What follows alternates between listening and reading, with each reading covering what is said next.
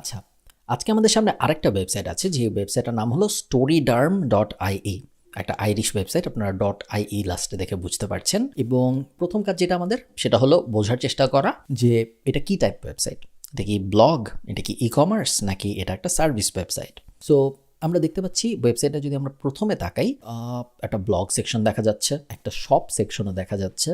So এটা ব্লগও হইতে পারে, আবার এটা ই-কমার্স সাইটও হইতে পারে, যেহেতু ব্লগ এবং শপ দুই সেকশনই দেখা যাচ্ছে। আমরা একটু ওয়েবসাইটটা ঘাটাঘাটি করার চেষ্টা করি। সো নিচে নামার চেষ্টা করছি, নিচে আর নামা যায় না। এই ওয়েবসাইটটা এরকমই, এটার ডিজাইনটা অন্যরকম। আমরা দেখতে পাচ্ছি স্লাইডার আছে একটা, একের পর এক ইমেজ আপনারা দেখতে পাচ্ছেন আসছে, এবং এগুলো সবই প্রোডাক্টের ইমেজ। আমি যদি এখান থেকে ইমেজগুলো চেঞ্জ করি, আপনারা দেখতে পারবেন প্রত্যেকটাই কিন্তু বিভিন্ন স্কিন কেয়ার প্রোডাক্টের ইমেজ, তাই না?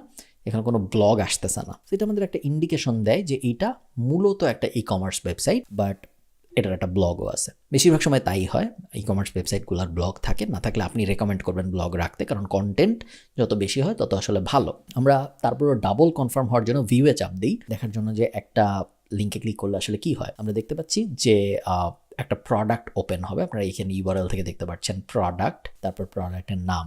সো প্রোডাক্টটা লোড হওয়ার আগেই আসলে আমরা এসইও এক্সপার্ট হিসেবে বুঝে যাচ্ছি যে একটা প্রোডাক্ট লোড হতে যাচ্ছে। আমরা দেখতে পাচ্ছি অনেক প্রোডাক্ট এখানে, 49 ইউরো দাম, এটার দাম 49 ইউরো, এটার দাম 69 ইউরো। সো বিভিন্ন প্রোডাক্ট, মূলত আসলে একটা ই-কমার্স ওয়েবসাইট যেটার একটা ব্লগও আছে। তারপরে নিশ্চিত হওয়ার জন্য আমরা ব্লগ সেকশনটায় যাই, দেখে আসি যে ব্লগের মধ্যে আসলে কি আছে।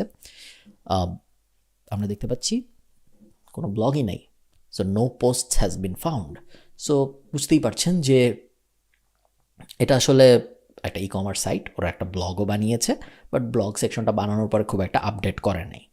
সো এই কোম্পানিতে যদি আপনি মনে করেন আপনি স্টোরিডার্মে আজকে জয়েন করেছেন অ্যাজ আ এসইও এক্সপার্ট, অথবা আপনি এদেরকে একটা ফ্রিল্যান্স ক্লায়েন্ট হিসেবে পেয়েছেন আপওয়ার্কে বা অন্য কোথাও, আপনার প্রথম সাজেশনই হবে যে ভাই, তোমার হয় আরও ব্লগ সেকশনটায় ব্লগ অ্যাড করতে হবে, অথবা এই সেকশনটা এখান থেকে সরাই ফেলতে হবে।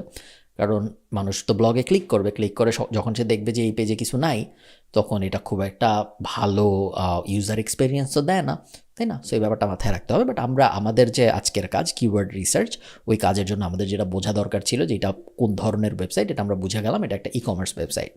সো সেকেন্ড কাজ হলো আমাদের কিওয়ার্ড রিসার্চ করা। কিওয়ার্ড রিসার্চের জন্য আমরা আবারও সেম পদ্ধতি, আমরা SEMrush'ের হোম পেজে যাব। আমরা প্রথমে ইউআরএলটা লিখে সার্চ দিব, দেখার জন্য যে ইউআরএলটার কোনো অর্গ্যানিক অলরেডি ইউআরএলটা কোনো কিওয়ার্ডের জন্য গুগলের কোনো না কোনো পেজে আসে নাকি নাই। সো আমরা দেখতে পাচ্ছি নাই, এই ইউআরএলটা গুগলের কোনো পেজে এই মুহূর্তে কোনো কিছুর জন্যই নাই। সো এটা আসলে একদম ব্র্যান্ড নিউ একটা ওয়েবসাইট, এটা গুগল এটাকে কোনো কিওয়ার্ডের জন্য কোনো র্যাঙ্কিং দেয় নাই। সো আমাদের ওয়ার্ম রিসার্চে আমরা আসলে কিছু করতে পারলাম না। সো এখন তাহলে আমরা আমাদের কোল্ড রিসার্চে চলে যাব, আমরা ম্যাজিক টুলে চলে যাব। ম্যাজিক টুলে চলে যাওয়ার পরে প্রথম কাজ হলো মেক শিওর করা আমার ক্লায়েন্ট যেই দেশে র্যাঙ্ক করতে চায় ওই দেশ এখানে দেওয়া আছে নাকি।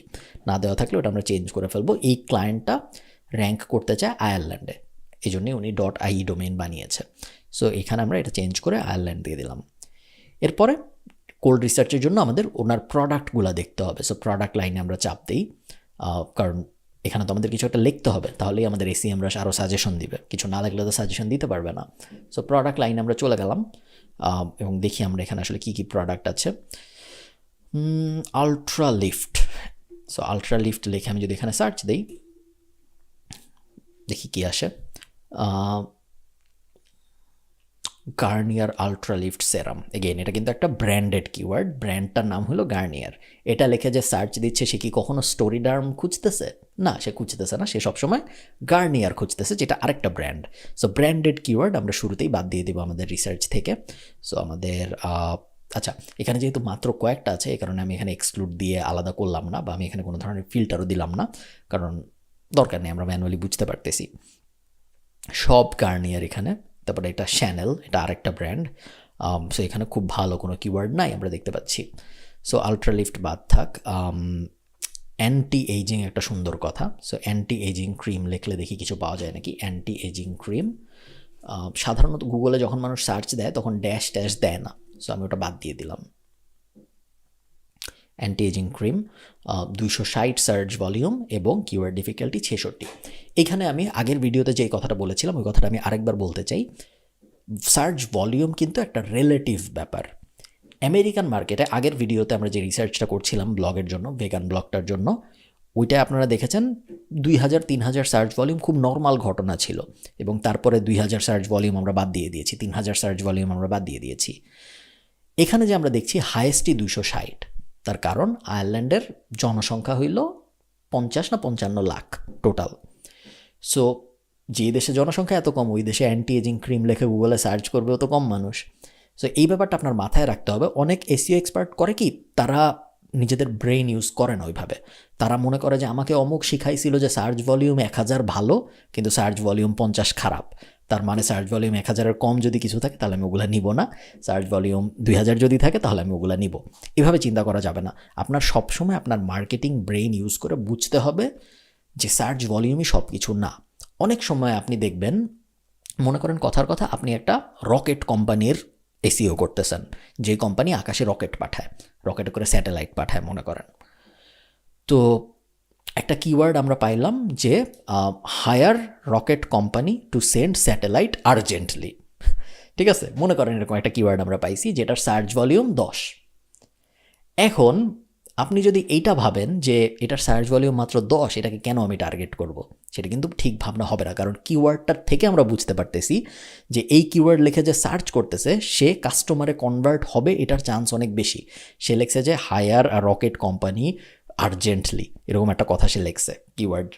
কিওয়ার্ডটার ভিতরে আর্জেন্টলি কথাটা আছে। সো এই ব্যাপারটা একটু মাথায় রাখবেন। আপনার মার্কেটিং ব্রেনটা সবসময় খাটাইতে থাকতে হবে। কোনো সময় সার্চ ভলিউম অনেক কম বাট কিওয়ার্ড অনেক ভালো হয়ে যেতে পারে, আবার কোনো সময় অনেক সার্চ ভলিউম বাট কিওয়ার্ড হয়তো আসলে অত ভালো না। সো একটা কোয়ান্টিটেটিভ নাম্বার ডাটার সাইডের ব্যাপার তো আছেই, বাট একটা কোয়ালিটেটিভ সাইডও আছে, যেটা আপনার আর্ট সাইডের জিনিসপত্র আপনার নিজের ব্রেন ব্যবহার করে বুঝতে হবে যে আসলে এটা ভালো কিওয়ার্ড নাকি না। So anti ageing cream keyword difficulty একটু বেশি, বাট আইরিশ মার্কেটে যেহেতু কিওয়ার্ডই কম, সো আমি এটা নিয়ে নিব। সো অ্যান্টি এজিং ক্রিম আমার একটা কিওয়ার্ড হয়ে যাবে এই ওয়েবসাইটের জন্য, অ্যান্টি এজিং ক্রিম। তারপরে আমি এখান থেকে আমি হয়তো আরও কয়েকটা নিতাম, আরও 3-4টা নিতাম, এবং তারপরে আমি চলে যাব O2 white.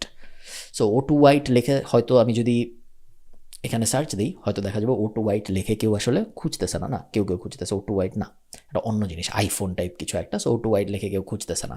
But O2 white জিনিসটা আসলে কি? O2 হোয়াইট হইল, আমরা এখানে পরে দেখতে পারতেছি, অয়েলি স্কিনের একটা ক্রিম। এই যে অয়েলি স্কিনের একটা ক্রিম যেটা স্কিন ব্রাইট করতে হেল্প করে।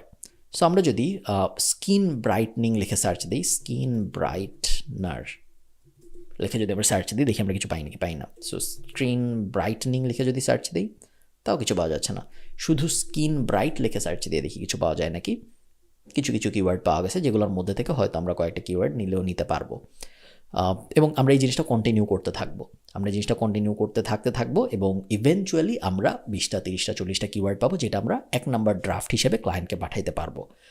এই জিনিসটা, এই ওয়েবসাইটটা স্পেসিফিক্যালি আমি আপনাদের এই জন্যই দেখাচ্ছি, কারণ এটা কিন্তু একটা রিয়েল ক্লায়েন্ট। আমি একটা রিয়েল ক্লায়েন্টের এক্সাম্পল দিচ্ছি আপনাদের। এই ক্লায়েন্টের জন্য আমরা কিওয়ার্ড রিসার্চ করেছি।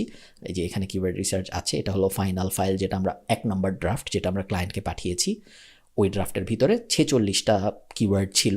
আপনারা এখানে কিওয়ার্ডগুলো সব দেখতে পাচ্ছেন। Derm exclusive repair serum, micro needling patches, হাবিজাবি vitamin C mask, blue capsule ইত্যাদি ইত্যাদি। আমরা এই ফাইলটা ক্লায়েন্টকে পাঠিয়েছিলাম আমাদের কিওয়ার্ড রিসার্চ শেষ করার পরে, এবং তারপরে ক্লায়েন্ট আমাদের বলেছে যে কোনটা জানি, এই যে এগুলো আই থিঙ্ক ক্লায়েন্ট বাদ দিয়ে দিতে বলেছে, এবং টুগেদার ক্লায়েন্ট এবং আমরা মিলে 25টা কিওয়ার্ড ফাইনাল করেছি, যেটার উপর আমরা এসইও করা শুরু করব। সো সবসময় আপনি এরকম একটা ফাইল পাঠাবেন। এগুলো খুব একটা জরুরি না, এগুলা এসইএমরাশ থেকে যখন এক্সপোর্ট করি, যে এখানে চাপ দিয়ে এক্সপোর্ট করা যায়, এক্সপোর্ট যখন করবেন আপনি, তখন এগুলা অটোমেটিক্যালি চলে আসে, যেগুলো কোনোটা কাজে আসে, ভলিউম যেরকম কাজে আসে, কিওয়ার্ড ডিফিকাল্টি কখনো কাজে আসে, বাট বেশিরভাগ সময় কাজে আসে না, কারণ আপনি তো কিওয়ার্ড ডিফিকাল্টি দিয়েই সিলেক্ট করছেন। সো পরবর্তীতে তার কিওয়ার্ড ডিফিকাল্টি দেখে কী লাভ, আর বাকি জিনিসগুলো খুব একটা কাজে আসে না। এই কারণেই আমি এটা আপনাদের দেখালাম, কারণ এটা একটা রিয়েল এক্সাম্পল, অ্যাকচুয়াল ক্লায়েন্টের এক্সাম্পল, যে ক্লায়েন্ট আমাদের মাসে $850 দেয়, এবং ওনার 2টা সাইটের জন্য আমরা কাজ করি, এবং এভাবে একটা অ্যাকচুয়াল কিওয়ার্ড রিসার্চ করা হয় একটা ই কমার্স সাইটের জন্য।